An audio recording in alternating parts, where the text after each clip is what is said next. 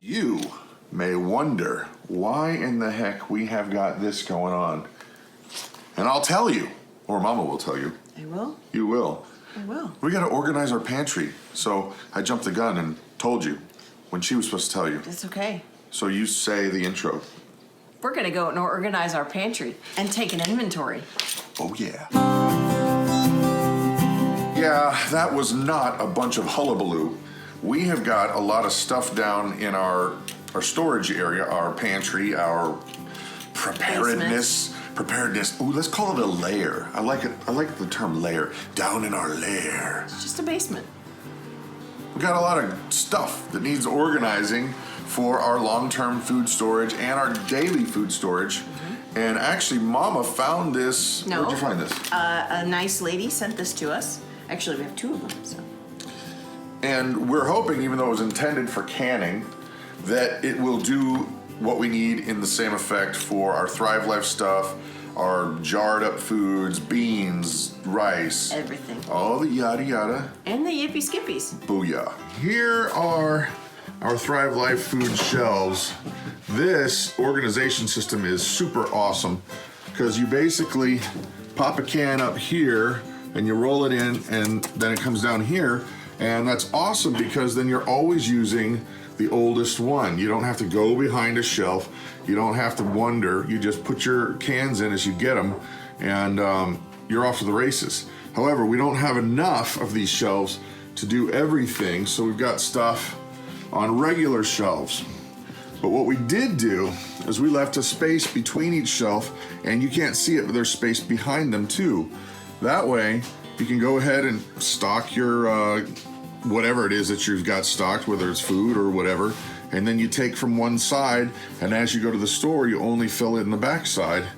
And, well, it works out great. I mean, even this right here, yeah, it's dark back here, sorry. But there's plenty of room to walk back here. That way we can always rotate our food, and that is a humongously important thing to do. It is super, super important to remember to rotate your food, because if you don't, you're gonna find things that are super old and expired and could be really bad and could make your family sick. Well, yeah, and when we moved, oh my gosh, we found so much food that we probably had a couple $100 worth of canned goods that just had to go bye-bye because they were like many years after the expiration date. Yeah. And we thought we were doing good on our rotation. So whatever it is that you guys are setting up for yourself, make sure to figure out how I'm going to get the oldest whatever and then put front. the newest whatever in the back. All right, we got all our stuff organized. However, we realize these shelves are awesome, but we need two more. They hold a lot. They hold like 16 individual items. Yes, and each rack for each item holds 7 cans. So all of you people out there who know how to do the maths, you'll know exactly how many cans are in that pineapple stack down there. Okay, so our dog Nana is St. Bernard, and today it's supposed to be 82 degrees? Yeah, and tomorrow's supposed to be 87. And that's during spring. And we don't have air conditioning. So we have done a lot of research for people who are veterinarians, breeders of St. Bernards, and the fence is divided. Some folks say, shave that dog, it's too hot, and others say, you're doing it wrong, don't do it. Don't do it. Don't shave them is what they're saying, because what it does is it damages their undercoat, and it actually can cause them more stress because they don't have a way to cool down. It's kind of like their air conditioning. However, if the dog is very matted, then yes, you should shave them and, you know, just have to deal with it. But, so, what I have read is that we should brush her with a under rake kind of brush. Well, I don't have that just yet. May I have that, please, dear? Yeah. I have one of these. For horses. For horses and donkeys and cows, and you know what? I'm gonna try it. If So, it doesn't work, we'll try something else. So Nana, your time has come. Yep. Yeah. Oh my, look at that. Wow, I'm far away and you can see it. All right, back up. It's gonna blow on you, so come behind me. That is one hairy beast. Yeah. Wow.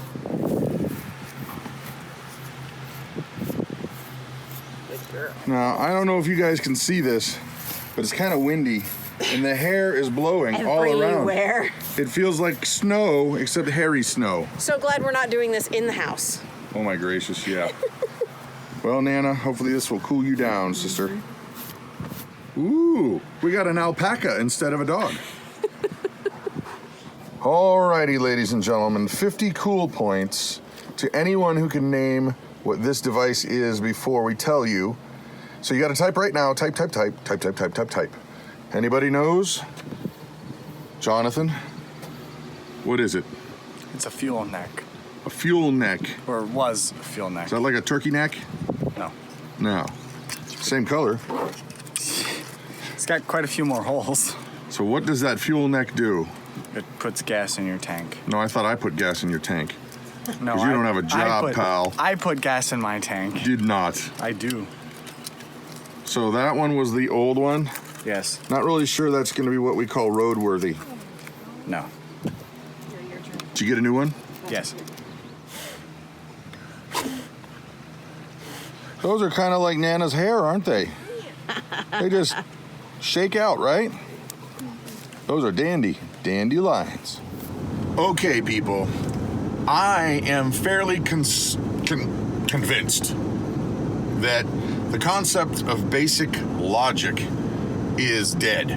It's certainly not taught in schools, and it's certainly not tolerated in mainstream news society, the new thinkers, the ones that are the, quote, progressives, the ones that will give you stories like the one I'm going to outline and then give you my opinion, because yes, there is a bee in my bonnet, and it wants out. I read an article today that blew me away. It was about Boy Scouts. I was a Boy Scout as a kid. I made it all the way up through the ranks to Life Scout before I figured out I really like girls, and girls were really not into dudes wearing Boy Scout uniforms at the senior high level if you're a senior in school. For the most part, stereotypically speaking, of course. So I picked up and, learned guitar and stuff like that, because that's far different than Boy Scouts. That was just my life path. There's nothing better or worse. Not busting on anybody, I promise. However, Scouts meant a lot to me. I learned a lot of things. All the regular stuff, the camping and all the knot tying, and you get your merit badges and you learn about topics, and it's great. So, needless to say, being a male, heterosexual man, it really, really bugged me when they started making changes years back. They were like, okay, you can do this, you can do that. Girls, come on in. Let's talk about gayness and all those things. And you know what? Hey, I'm not actually here to debate any of those at all, believe it or not. But this article that I read, I can't even.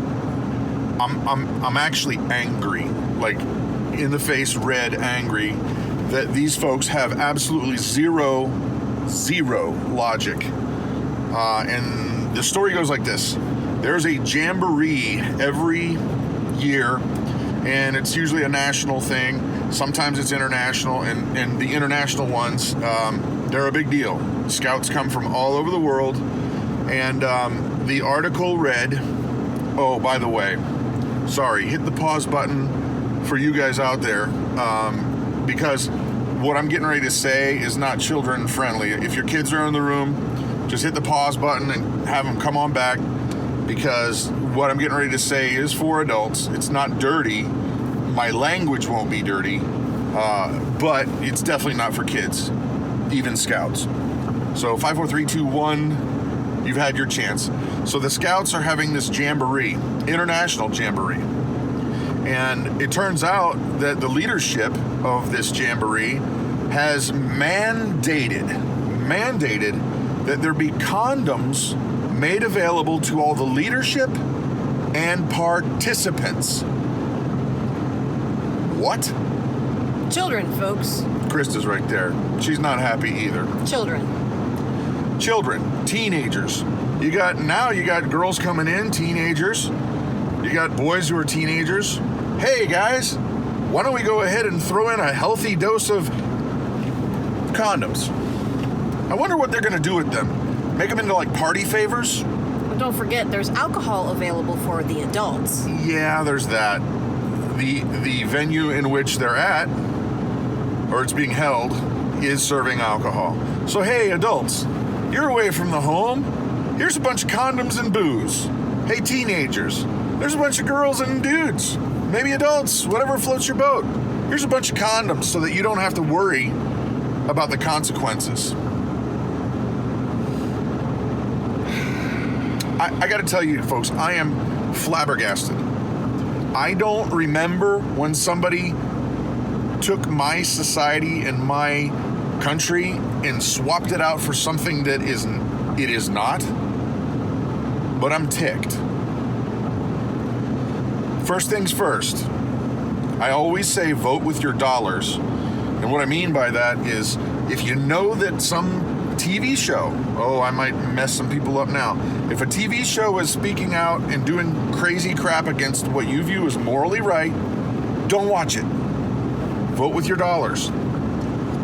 If you know of a company that is mistreating people, or animals for that matter, start growing your own chicken. Vote with your dollars. Or if you know a company is making clothes with child workers somewhere in a third world country, but you can save $2, you're gonna have to make that decision on yourself whether or not you really care to spend the extra $2 and get a shirt that was not made by a child slave. Back to logic. What are they thinking? Bunches of kids, adults, booze, girls, with a bunch of condoms that the Boy Scouts are providing.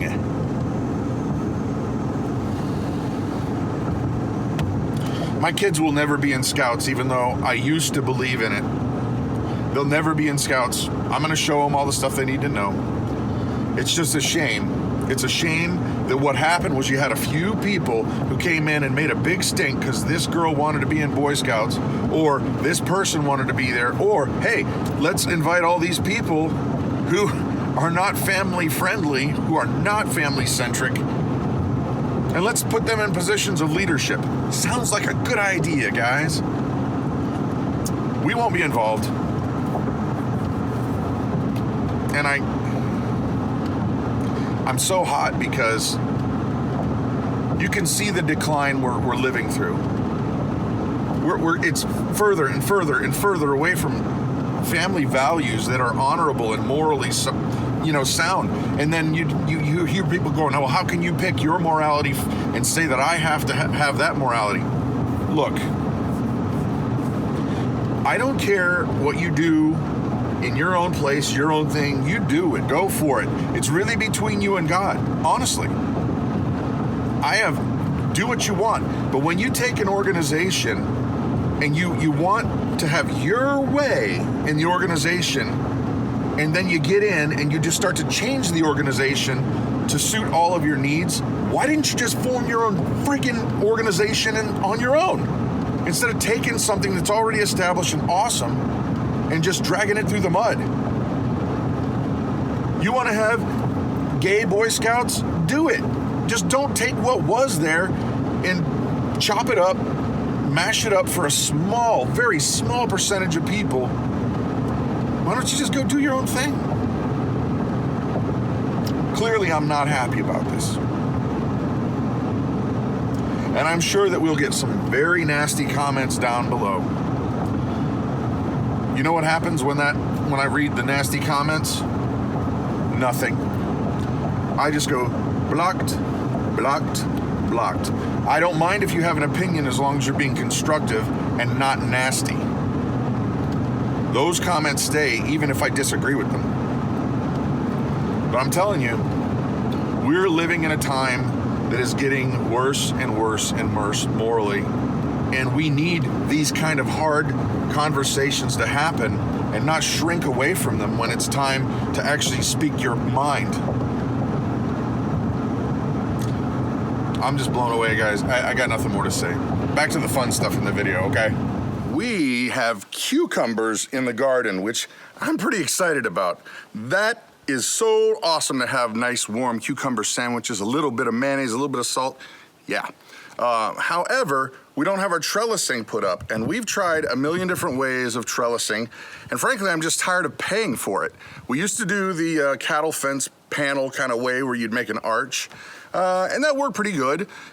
Nice, you know, very convenient, but I don't want to go and spend money on cattle fencing. So Jonathan and I are going to actually take a cruise down into a national forest out here, which you're legally allowed to grab wood that's on the ground or is broken off, or in our case, a logging company has come through and they've clear cut everything and they leave a god-awful mess. And so we're gonna try and find one to get some sticks that are nice, you know, about like that, maybe like 6-8 feet long, and just kind of lash something together. So here we go. Okay, that one's a keeper, but we'll need to cut it in half. Okay. If you take a look, when they come in and log, there's a lot of stuff they don't actually grab or use, or actually the DNR wants some of this stuff on the ground for the health of the forest for long term. So they've told us anything that's on the ground, you can use it. We're not gonna take any of that stuff like that's way over there that's leaning. He said that they'll use that for woodpeckers and such. But this stuff will make beautiful trellising. The mosquitoes are ridiculous. They are all over me. I can't keep them off me. Gotta keep moving even just to, ow. I think we got enough. I'm gonna go check. I got my trusty hatchet, but we need to get out of here. There's a storm coming. I don't know if you can hear it. Thunder, thunder, thunder. Okay. So this one right here, really nice and long, and at its thickest, it's probably a good 4 or 5 inches around. The other ones are over there, but there's a storm coming. Mosquitoes are attacking. We're gonna get out of here and hopefully we'll get home before it starts to rain, and then we can just come back in the truck. Okay, this is kind of a little bit disturbing. I don't know if you guys can hear this. Way off in the distance, you hear a whine. We think that might be a tornado warning, so we're gonna check that right now. It just says severe thunderstorm warning, quarter-size hail,